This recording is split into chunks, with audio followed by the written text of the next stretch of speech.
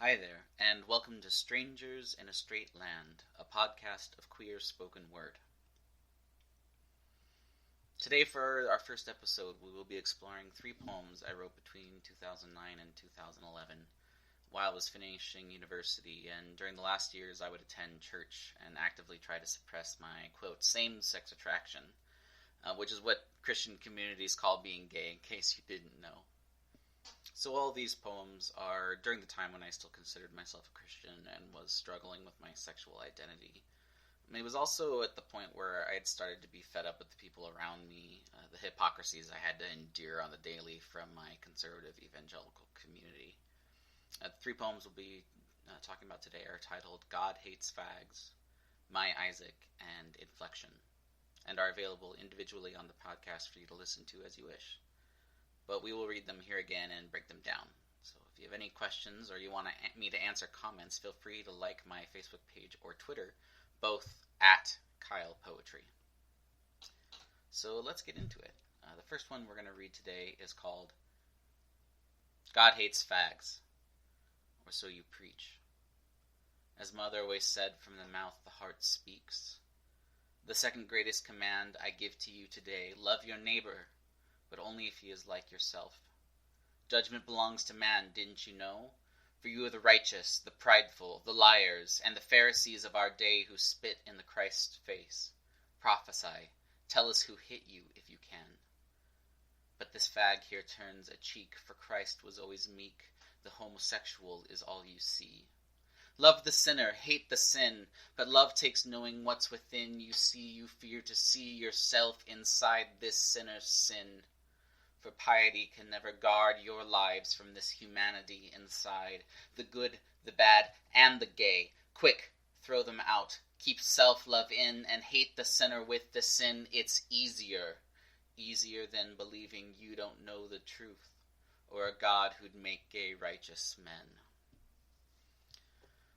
So I wrote this poem in 2009 while I was a senior at university. I attended a private Christian university called Biola University, which is in La Mirada, California. It's maybe one of the more well-known private Christian universities in the U.S., well, at least on the West Coast. It is a liberal arts university, not just a religious institution, but it's definitely very much so still entirely Christian. In fact, all students who go there have to sign contracts to agree to not smoke or have premarital sex or do drugs or drink alcohol, even if you're of legal age. Everybody was required to go to chapel, take 30 units of Bible. It's very much a Christian university. And on top of that, I would absolutely have been expelled if I had been openly gay. In fact, I had a friend while I was at university who was not so into trying not to be gay and was living his honest life, and was put into meetings with deans and the morality dean. I forget what they're actually called, but that's basically what they are, a morality dean, and had to have meetings, and eventually in the end, they all agreed that he would not finish his degree and leave, which was a nice way of saying they kicked him out. Me, on the other hand, was trying not to be gay. In fact, I was actively suppressing my same-sex attraction, as they like to call it, which constantly made me angry, as one might imagine, struggling with my sexuality in church. Especially what made me angry is the people around me and the kind of hypocrisies that I saw, especially in the culture of the university I went to and the churches I went to, where people like to rank sins, basically. There was almost a general understanding of what kind of sins were acceptable to ignore or pretend like they didn't exist, while others were considered extra bad, which being gay was obviously one of. And the people who kind of shamed and derided people like me as sinners and evil, at the same time, they seemed to be totally okay with pride, anger, lying, gossip, judgment, hate. They all actively participated in that kind of behavior. But On the other hand, you could be the most kind, loving person in the world, but if you were gay, you were automatically evil, bad, other. So this poem kind of sought to point out that hypocrisy. I always loved when Christian people try to quote the Bible at me to justify bigotry or hate, because I went to Bible college too. I had to take 30 units of Bible studies, and if there's anything I took away from that experience and that teachings, is that Jesus was pretty clear about what was important to him, and it was caring for the poor, sick, and needy, loving those who are different from you, including social pariahs like prostitutes, tax collectors, or ethnic cultural enemies of the day. And what didn't matter was specific actions as much. It was more about what was in your heart. Like, what you could do the right thing, but if you did it with malice in your heart, it didn't matter. But modern evangelical Christianity, or at least that which I grew up with, focused very much on very different points. They were waged in a culture war, and from the communities I grew up in, it was perfectly fine to feed the homeless on Sunday, while on Monday have them removed from your neighborhood so they don't lower property value. And God forbid that gay people would be in church or have the right to marry. But it was perfectly okay to gossip about your friend's gay son. Thank your lucky stars that no one in your family struggled like that. Feel self-righteous that you only dealt with normal sins like gossip. And there was always that classic phrase we would hear constantly over and over, was that this was love. They loved gay people. They didn't hate them. They just couldn't let them get married because that was an abomination. It was against God's plan. But they didn't hate them. They just couldn't, quote, support the lifestyle they were choosing. It was love to deny them the right to marry and tell them that they needed to convert from their, quote, same-sex attraction and marry a woman like God intended. There's this weird cognitive dissonance that I just could never understand, while I was at one part hating myself for my attraction and trying so hard to not be gay. I also just couldn't rectify that with all the people who were around me who lived such hypocritical lives. And that's what the poem tries to talk about, especially in the lines when I bring up that classic phrase, love the sinner, hate the sin. It was their way to convince themselves that they weren't actually hurting the people they were hurting. They don't hate them, they just hate what they do. But I don't think they understand that sin, or in this case, or what they call sin, but the same-sex attraction is so intimately linked to identity and being for queer people that it's impossible to hate our, quote, sin without hating us as well. And even if you accept their belief that it is sinful, even that kind of idea that you love the sinner but hate the sin would require much different action than what they do. For example, when I finally kind of gave up trying not to be gay and was starting to go out to clubs and date boys and kind of dipping my feet into that life, I was still living with friends from the Christian university I had gone to, even though I had graduated a couple years ago. But I was living with other men from the university. And once I started giving up on not being gay, they actually kicked me out of the apartment. And they wouldn't let me live with them. And I remember their reasoning is what they said to me. They tried to say that they loved me still, but they just couldn't let me live with them because they couldn't condone the lifestyle I was choosing. As if living with someone or being in their life means that you condone all actions they take. And that if you actually loved someone, the response that you would give to them would be to kick them out and cut them off as a way to get them to, change their actions. It just makes no sense. And that's what this poem kind of tries to poke at, is the fact that in the end, even though they say love the sinner, hate the sin, in my experience, what's most often happens is that they just push the whole person out. Because loving a person and trying to understand and have empathy for them would require them to realize that just loving someone of the same gender may be pretty normal, or at least very similar to their life experience, and that I'm not very different from anybody else. And to really love someone, you have to understand them and be a part of their lives, and they just can't handle that. It's just impossible for so many people to separate, whether moral differences, personal differences, things like that, and still be in relation with someone.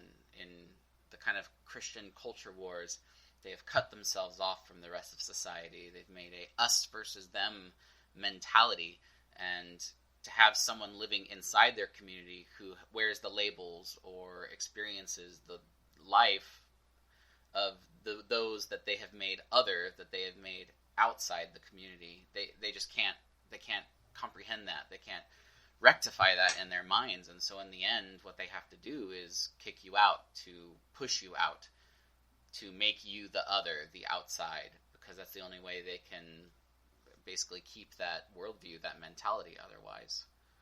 And not only that, but deny the fact that they themselves do wrong.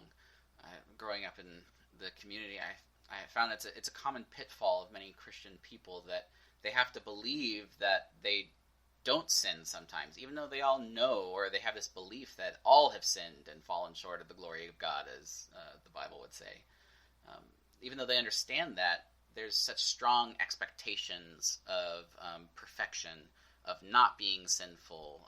It's a very toxic community of perceived perfection. Everybody's trying to live up to a lot of expectations, and they know themselves that they're failing, that they're sinning, and they're doing wrong, but they can't admit it or be honest about it, or at least that's very difficult for many.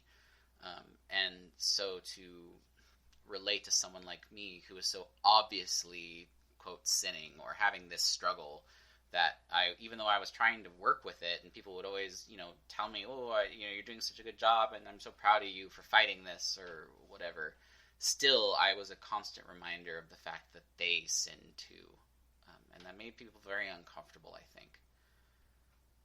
And it's just easier to, in the end, push those people away, and kind of renege on those promises to love them no matter what and support them through their struggles the minute they show any weakness or difficulty. Or what I always found, especially with church leaders, is they just got to a point where they were just tired, and they'd be like, I just don't understand why you aren't fixed yet, basically. And that was always the point when those relationships would break down, and then I would be cut off. Which is why in the poem, too, I relate basically the modern Christian to the Pharisees of our day, I call them. If you're not familiar, in biblical times, or in Jesus' time, the Pharisees were a pretty prominent religious faction within Judaism. And they were quite legalistic in their view of righteousness. And they were one of the many who were quite harsh on Jesus when he was preaching his kind of heart above action and radical loving of others, even if they were prostitutes, kind of preaching. And when they sold him to Pilate to be crucified, to get rid of him, basically, because he was a threat to the religious mainstream of the time, there was this scene, basically, in the Bible where they're mocking him because he's, kind of claiming to be a kind of prophet, the voice of God. But they're the religious leaders, so how could he be, the voice of God? He must be an imposter. And there's this moment where they have him bound, basically, and they're beating him. And he's blindfolded or he can't see, and they're mocking him, prophesy, basically tell us who hit you if you can. And that's what I reference in the poem. And then I say right after that, but the lamb here turns a cheek, for he was always meek. The homosexual is all you see. And that's to kind of point out the fact that quite often in Scripture, Jesus puts himself in the place of the derided, of the hated ones, the Samaritan, the prostitutes, the outcasts. Specifically in Matthew, there's a parable where he talks about, the sheep and the goats. And, to one side he tells them, blessed are you because you fed the poor and loved people and gave to them. But he says, me. And they say, but, when, Lord, when we do that? And he says, well, any person you did this for was me. And to the other side, he derides them and says, how dare you have not fed me and not given me shelter and not loved me? And they say, but Lord, when did we not do that? And he said, any person you did not do that for, you did not do that for me. He very clearly kind of sets this precedence that all people are him, and how we treat others is how we treat God, basically. But yet nobody I grew up with in Christian community acted like that. They actively hated others, treated other people poorly. I mean, even the homeless on the street, like the community I grew up in, saw homeless people as disgusting or gross or uncomfortable, and gay people as evil or sinful. It was witchcraft and devils and demons and all this language that vilified the other. It just seemed so at odds with what they preached and what Jesus preached about radical love and caring for other people. And that's really what this poem is about. Next poem we're going to talk about today is called My Isaac. But before I read it, I just want to give a little context for those of you who didn't get 30 units of Bible in your undergrad education or grow up in a Christian church or a Jewish tradition, as this is from the Jewish texts, which are a part of the Christian Bible, quote, Old Testament. But anyway, this particular story is about Abraham. And Abraham, for years, had been promised by God that he would have a child. And they'd been trying and failing and having lots of extramarital affairs and other naughty experiences, all in an attempt to get this child, this promised child. And it wasn't until Abraham and his wife Sarah were quite old, over 100 if I remember properly, but they were very, very old, that they finally had the promised child, and it was such a joy to them, and they named him Isaac. So God had promised Abraham this child. He'd waited forever and ever and ever, finally gotten it when he was super old, when you think your time had passed you, but he had this child of promise. And then one day God tells Abraham that he has to sacrifice his son as some kind of love test, devotion test, that he had to take Isaac to the top of a mountain and sacrifice him. Abraham obviously is very distraught by this, because Isaac was the child he'd waited almost his whole life to get finally. But seemingly obediently, he took Isaac, gathered him up, and took him to the top of a mountain to sacrifice. And Isaac asks him, where are we going? We're going to sacrifice, but we don't have a lamb. What are we going to sacrifice? And Abraham very awkwardly is kind of like, it's God will provide it. Don't worry. While the whole time he's, of course, planning on sacrificing his own son as God asked. But they get to the top of the mountain, and surprise, surprise, at the moment of sacrifice, when Abraham's about to kill Isaac, God intervenes. An angel shows up and is like, whoa, what are you doing? Don't kill your son. That's crazy talk. Here, look, there's a ram caught in some bramble right there. God provided after all. And so Abraham's lie to his son that God would provide turns out not to have been a lie in the end. God did provide. And everybody's happy, and look at that. Abraham passed his loyalty test. And that's that. So, anyway, let's listen to the poem, and then I'll chat about it after. My Isaac. On Sinai's mount the altar stands, the pyre built all around, the kindling placed upon the ground, my love, my hope, my joyfulness upon the altar bound. And here I stand with dagger raised to open up the flood, to tear the life out of my hope, to stain mud black with crimson blood. A pause, the trembling dagger high, waiting for the call. Is this not the part where God comes down with deafening sound to stop this dagger's fall? How obediently, with gentleness, I led my life to death, the stones, the wood, the knife, the rope, and my child, my happiness to give his breath. With Isaac's trusting question posed, but Father, where's the lamb? The lie spilled out my faithless lips, dear son, God himself will provide the ram. Here I am, call me Abraham. My promises lie upon the bier, and though this knife is raised, I cannot give up all my love, I cannot light the fire. Silence, no angel, no ram, no staying of my hand, my guilt exposed, for I never meant to sacrifice my hope, hesitant I stand. trust, obedience, whispers my lamb's slow pulse. See the shining dagger fall, see the scarlet liquid spill, and all I ever loved or dreamed lies murdered on this hill.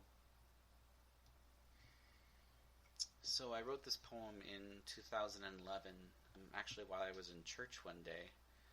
Pastor was talking, I think, made some reference to the story of Isaac and Abraham, which I'd of course heard my whole life. I grew up in Sunday school. It's a pretty famous story. But what I realized in that moment, I guess, in church, is that my whole life the story had been told like a promise. You know, the very privileged group of people I grew up with saw this as kind of like steps to prove your devotion that they always knew, you know, would come out good for them in the end. Like this was a formula. Like God would challenge you, would ask you to sacrifice something or give up something. But in the end, like, you didn't really have to worry because he'd step in and wouldn't actually make you do it. It was just kind of like, you know, a loyalty test. And we all knew that, you know, we wouldn't have to follow through. But, you know, it just made me realize that it just meant that everyone was pretending to sacrifice things because they knew God would intervene in the end and they wouldn't have to give anything up. And they acted like this with their money, especially with their lives, their happiness, their relationships, whatever it was. Like, they knew that, you know, the love of money was bad and that, you know, being greedy or making lots of money was not necessarily a good thing, even though it was, you know, probably a gift that God could give them, but, you know, that they'd probably be asked to sacrifice their money and tithe or whatever, but in the end, God would never actually make them poor. Like, you know, God wouldn't do that. It was just a loyalty test or, you know, stuff like that. So, that kind of like started this thought process, which sent me into a kind of manic spiral writing this poem in the middle of church. Like, I wrote it just during the sermon. I stopped listening and I like pounded it out as kind of like, just an idea is what started about is what happens when, as a person, you get to that point of sacrifice and you expect God to step in and not make you give up anything, but he doesn't intervene. And you realize that you didn't actually mean to sacrifice anything. You didn't really mean, you weren't honestly going to give up your love. And I kind of just made me realize that was the worst part about growing up gay in a Christian community, is that I had to constantly commit to sacrifice myself every day. I had to come every single day knowing that I had to give up this huge part of me, to sacrifice my happiness, basically, to do what was, quote, right, or to, you know, pass the loyalty test that God gave me. But for pretty much everyone else in my life, in my church, my community, they were so privileged. This sacrifice was never real to them. They didn't actually have to give up anything. They skated by, going through the motions, knowing that they didn't really have to give up anything. And that really angered me in a lot of ways. And it's really one of the things that led me in the end to realizing that I couldn't keep going. And, you know, I kind of gave name to the hypocrisy we talked about before that I saw all around me. I remember reading this story about a gay couple at a church. I can't remember now what it was, where it was, or what it was in reference to, or even like what was the tone of the story. But I just remember that it was like a post or a story in some way about this gay couple who went to a new church, and the pastor saw them sitting in the pews, or somehow, you know, they got outed that they were a couple.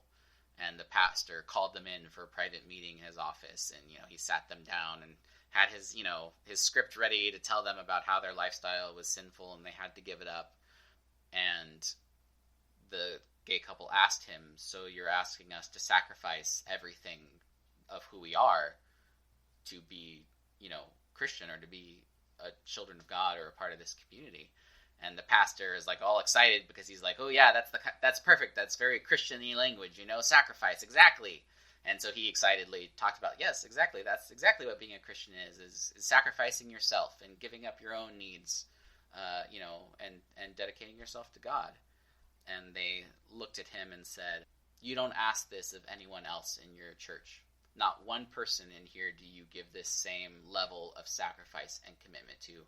Everyone else here gets to live basically what they were saying is everyone else here gets to live their happy, middle class lives where they make money and, go to church on Sunday but don't have to think about sacrifice any other day.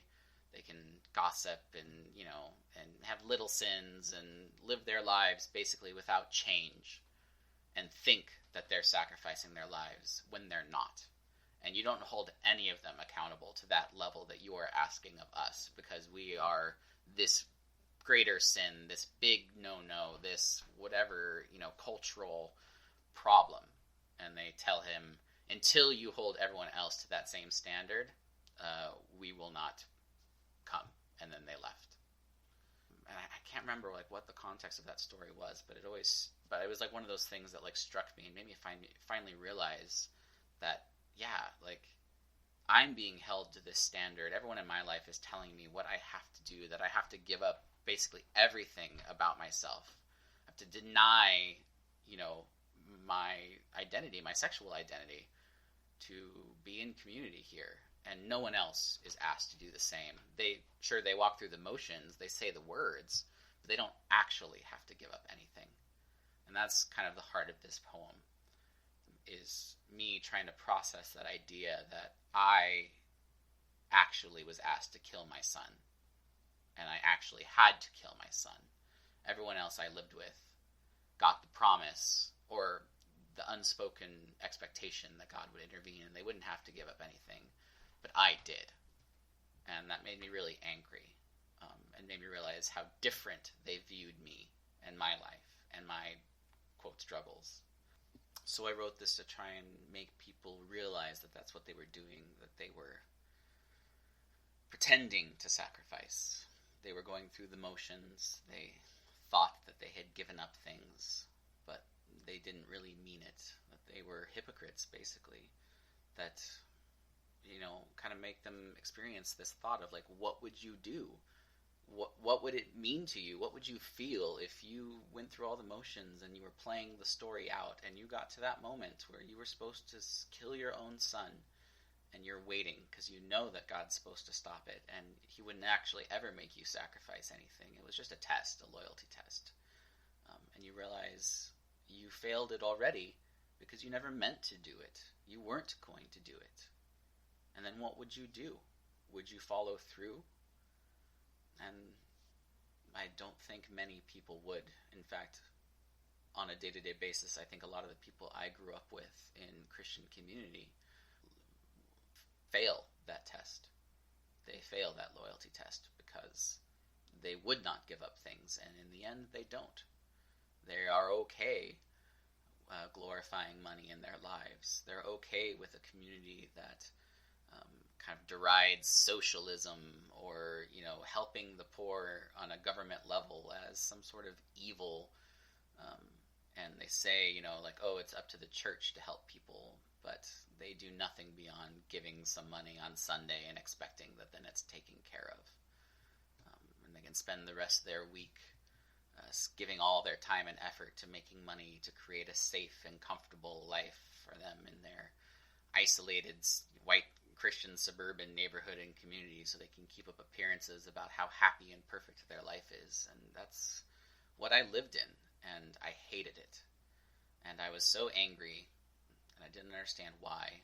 And I fought with my mom a lot about silly things sometimes, like going to weddings or smiling in pictures or all those other things where you're kind of supposed to pretend like you're happy or just follow, cultural niceties. My mom was always a stickler for, following cultural niceties and, keeping up, that kind of appearance, which there's nothing wrong with, of course. We all have certain cultural expectations of how we should treat other people. But for me, for some reason, I was just always I just pushed back so much against it. I was so angry about it. I didn't want to smile. I didn't want to, pretend to like people I didn't like. And I guess I never knew why, but this was the reason, really, in the end, I think. Because I felt different and I felt isolated and I knew there was different expectations on me and I didn't belong and all these things, and I just saw hypocrisy around me wherever I went, and it just made me so angry. And kind of the niceties of life are what personified that to me. So I kind of realized later, I guess that's why I fought with my mom about that. But from this poem, I think the most powerful part to me is the very end, because it really well expresses kind of the sadness or the pain that came for me from the higher expectation that was placed upon me to sacrifice everything that I had, or to sacrifice my happiness. And that's at the very end when it says, "Trust, obedience, whispers my lamb's slow pulse. See the shining dagger fall, see the scarlet liquid spill, and all I ever loved or dreamed lies murdered on this hill."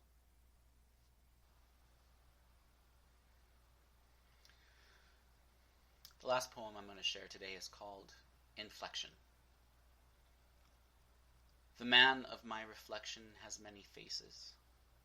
Perhaps all the places he has been reveal themselves in the background of his eyes. His cheeks, his ears, even the pain that hides behind his sight are mine. Or maybe he is but a shadow, my face projected into the blackness of his pupils, drowning in my own reflection. Hands grip a porcelain well, feet bare against the tile, this face naked before the glass that is looking back at me, and yet I cannot tell who it is that smiles in this deception, because there is no smiling left in me. A recurring theme of my poetry is not being able to recognize the person in the mirror or my reflection, or kind of like that dissonance you see when you look at yourself, and that person just seems alien, or kind of the weirdness of looking at yourself. And I guess that's a pretty obvious metaphor for the struggle I had accepting my identity as a queer person while growing up. But this poem I wrote in 2011, and I was really at the end of my rope, as it were.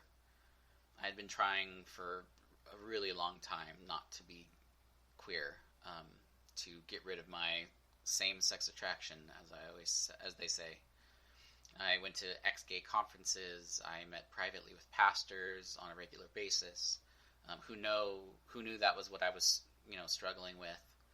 And the last church I went to, which was Southlands Church in Brea, California, the pastors even had me attend a 12-step style program because they didn't have any specific ex-gay ministry, and they didn't know what else to do with me, basically. So I went to church 3 times a week, once on Sunday, once for Bible study. Well, I guess I wasn't at church, it was at people's homes, but it was, church community. And then on Thursday nights, I would go to this kind of 12-step Addicts Anonymous kind of program. It was not specifically, Addicts Anonymous, but it was in that genre, but specific to church. And I got to sit with people who struggled with meth addiction, sex addiction, alcoholism. And, when everybody goes around and says, "Hi, my name's so-and-so, and I am an alcoholic," or whatever, I got to say, "My name is Kyle, and I struggle with same-sex attraction." And I can't properly express to you the shame that made me feel. Like, the deep, endless shame of that. I always think about the moment. This is one of the moments that broke me, basically, and made me realize I couldn't keep doing this. I thought I was doing what I had to do, and I was being brave and working through this really hard mountain struggle that nobody else had to deal with but me. And the pastors were always so supportive, and "You're doing a great job." And there was other people who were gay trying not to be as well. I knew a couple people who were helping me out. We were all helping each other in our struggle or whatever. But the moment that finally broke me is, I remember after one meeting where, of course, I had said my piece, "Hi, I'm Kyle, and I struggle with same-sex attraction," and then gone on to talk about how that week had been hard for me because I had been watching gay porn again, and I felt so guilty about it, and I had been on Grindr, messaging boys, and had gone on a date or slept with someone, and I felt so guilty and ashamed about it, and I was sharing all this to these people, things that should be normal for anyone else, that they were attracted to someone, that they wanted to go on a date with them, that they had sex with someone that they found attractive.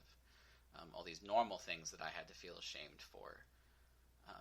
I got approached by one of the men in the group that week afterwards, who during the meeting had talked about how they were a meth addict and had told a horrifying story about losing their girlfriend to an overdose and some other really terrible things that I, can't really share because they're so bad. But that person came up to me and very earnestly, shook my hand and looked at me in the eye and very, kindly said, "You're so brave for coming here and sharing like you do so honestly." And at first I remember feeling like, oh, that was so nice. Oh, that was so encouraging.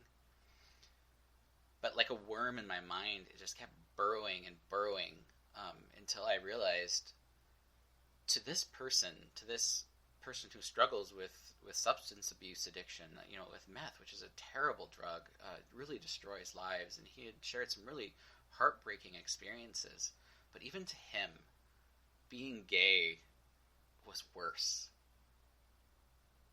That somehow me sharing the fact that I struggled with same-sex attraction was so brave. And that just, I didn't know what to do with that. Because it was so crazy. And it just made me realize that to them, being gay was worse than being addicted to meth. And that broke me. And this put me into the second major depression of my life. I was obviously in a very dark place, and I was coming to the end where I just was not going to be able to try not to be gay anymore, and I knew that I was going to kill myself if I kept trying. I was getting to that point where I knew I had two options. I could either stop trying to not be gay, or if I kept trying, I would kill myself. And that was just the inevitable end. And I was in this really dark place of life. And like I said, I also attended a weekly small group with our church community where we would, gather and eat and talk about the sermon that week or encourage one another, pray and do all that kind of stuff. And it was one week, I don't remember what the sermon topic was, but a woman in the group was making comment to the group. We were all talking and people sharing their opinions or what they took away or whatever. And she made some comment that boiled down to basically this kind of classic evangelical mindset that is, I don't understand depressed people, It's like if you really loved God and he was in your heart, then you would be happy. That's that depressed people somehow, or there's just something wrong. They must be sinning and that's why they're depressed, or it's their fault. And this is something, you have to deal with a lot in a lot of conservative Christian communities. Now, I don't often lose my temper, but when I do, I don't yell or holler. I get like my grandma, just deathly quiet and stern and just rage behind the eyes. In fact, I remember once when me and my brother were young and we were staying at my grandma and grandpa's house, and we just did something to royally piss her off. And I don't remember what it was, but I just remember she stood in the doorway of our bedroom and just very calmly but sternly said, "You have made Grandma very cross." And I just remember us shitting our pants, knowing that we had royally fucked up. That, it was bad, I was like, oh my God, we made Grandma so mad. It was so scary. And she didn't have to yell or anything, it was just, she's such a wonderful woman that knowing that we had pushed her to that point was just the worst. So I similarly get mad like my grandma like that. I don't yell or holler, but I get very intense. And that's what I did. And in Bible study, I got very cross and popped off on this woman. And calmly, but very intensely and emphatically listed for her what a degrading and unhelpful line of thinking that was to people in depression. What in Christian circles they call the dark night of the soul. There's an understanding of it even, and many biblical figures go through it. So, I just laid into her and let her know what a woefully unbiblical kind of standpoint that was, for a litany of reasons. And not the least of which was the fact that Jesus himself, who is supposed to be God, went through depression and anger at his Father for abandoning him. He has this doubt, and, at the moment where he's supposed to be, killed for all of humanity, he is depressed, and he asks God, why have you abandoned me? That's depression. That's a dark night of the soul right there. It's doubt and fear and sadness, and I just didn't understand how she could not understand that, and how she could be so uncaring of others, to kind of have that kind of thinking, that it's like, it must be your fault if you're depressed, because if you actually loved God or believed in him, you'd be happy. What an awful and cruel mindset. Suffice to say, though, the group was very uncomfortable after I laid into this woman, and was faced, with conflict here, because she was obviously, well, maybe not obviously, but she didn't take it lying down. She was upset at me because how dare I talk to her like that, and, and basically disagree with her and tell her that she was being cruel. And God knows hell hath no fury like a privileged white person scorned. And, like, what would they do with that? And in the end, surprise, surprise, it was not this woman who had said these cruel and hurtful things, which I know the leaders of the group knew was not right, because I had talked with them personally about my struggles and about depression, and I know they had experienced depression before, so they understood, they knew what a bad mentality that was.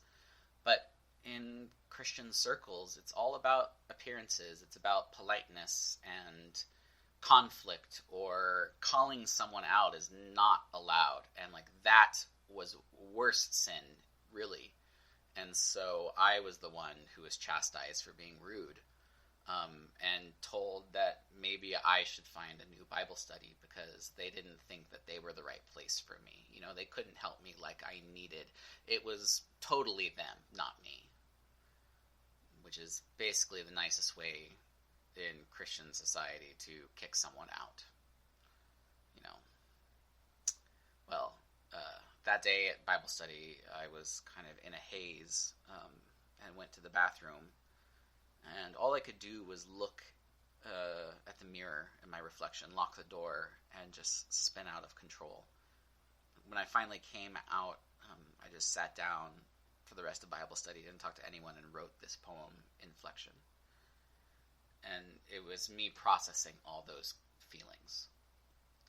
Especially, like I said at the beginning, that I had a very strong sense of disassociation from myself, that when I looked in the mirror, I didn't recognize the person that looked back at me, partially because I still felt like a child in many ways, and I think that has to do with childhood trauma, which I'm sure we'll get into later in this podcast series. And, when I looked in the mirror, I saw a 22-year-old man, a man, but I didn't feel like a man. I'd been told my whole life I wasn't a man. I was too feminine. I knew I wasn't a girl, but I also knew I wasn't a man. And so there's gender identity issues, and feeling disassociated from my age and my level of comfort and maturity, as well as this feeling, obviously, a feeling out of place because of my sexual attraction and my community, and the disconnect between that. And all these things kind of led to a very, very strong feeling of disassociation from myself and what I saw in the mirror. And this poem kind of explores that. And that's why I talk about it in it, that I say the man of my reflection has many faces. I was many different people, I felt like. And every time I look in the mirror, sometimes I'd see something different, or, I'd have to face something new about myself, and the disconnect between all the parts of me. And the talking about myself in this kind of like third person, or like describing, myself as he, him, this man in the mirror was therapeutic in a way, because I could disassociate and kind of clinically analyze what I was feeling, There's something comforting about describing myself and the pain that I saw as if it wasn't mine. And that's why I talk like that in this poem. I say, perhaps all the places he has been revealed themselves in the background of his eyes. The hurts, the hurts of the past they're hiding there. You can see them. His cheeks, his ears, even the pain that hides behind his sight are mine. That I know that he's me. It's the same reflection I've seen over and over, so everything's familiar, but somehow different and not me.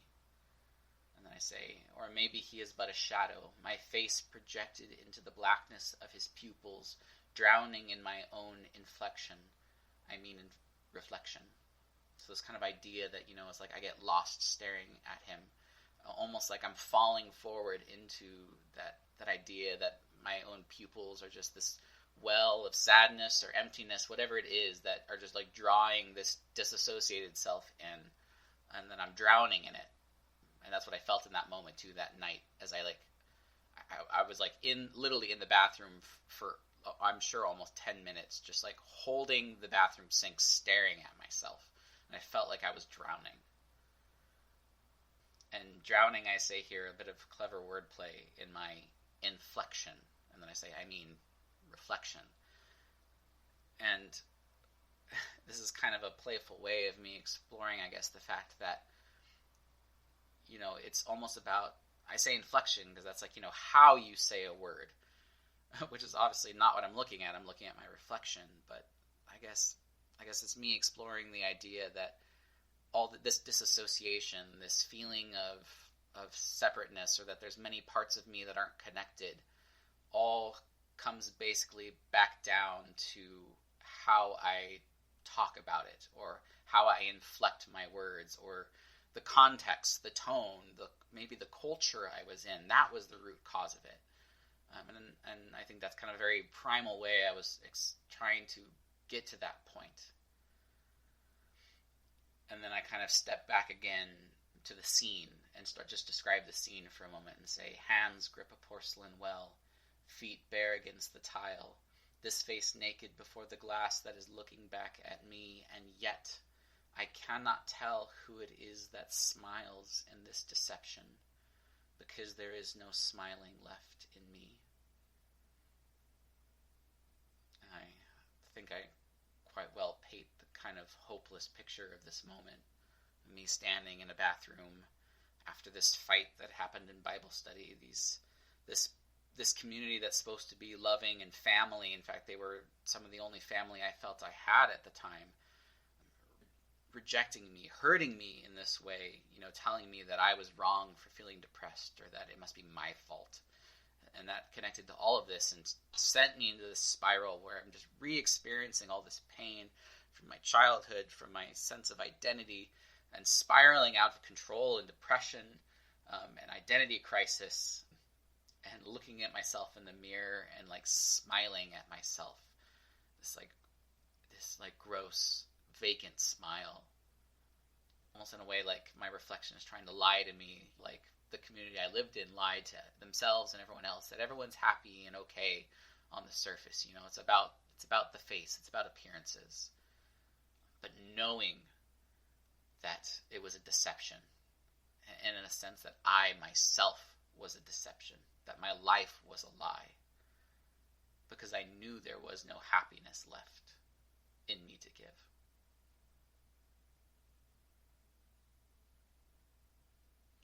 Thank you so much for joining me for this first episode of Strangers in a Straight Land. Once again, all three of those poems are available on the podcast by themselves if you wish to listen to them again. And they should be available on Spotify as well. Also, if you want to ask any questions about the poems I talked about today, feel free to follow me on social media at Kyle Poetry, both on Twitter and Facebook. And I'd be more than happy in the next podcast or future podcast to kind of answer questions about previous ones. But in any case, thank you for joining me today.